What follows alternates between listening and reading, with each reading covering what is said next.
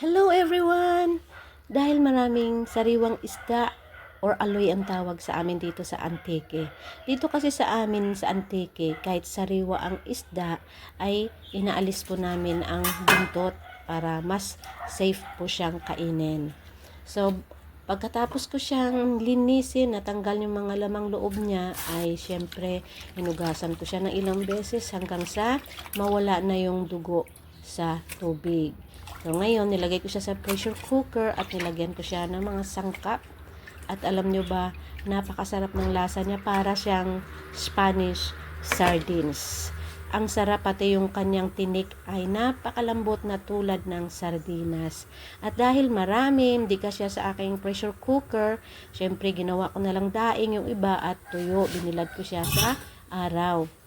Siyempre, nilagyan ko rin siya ng asin. Binabad ko muna siya sa asin.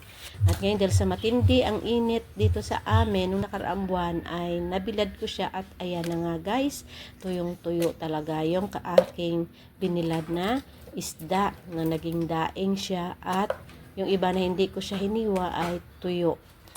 At ganun din, nung naluto na yung aking nilagay sa pressure cooker, ay binilad ko na rin yung aloy na iba, para mas tatagal talaga, para pagdating na walang isda at syempre meron kang makukuha or may maiuulam or maisahog sa gulay.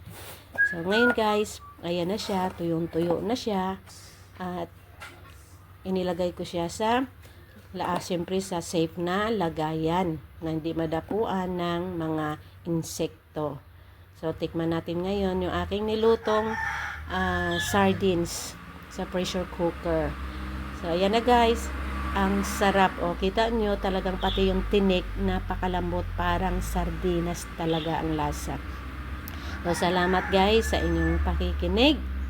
Salamat sa pagtangkilik nyo ng aking mga videos. Pagpalain po tayong lahat ng ating Panginoon. Napakasarap talaga guys. Talagang mapaparami ka ng kain, mapaparami ka ng rice sa isdang ito. Dahil ang lambot talaga lahat ng kanyang mga tinik. So, salamat!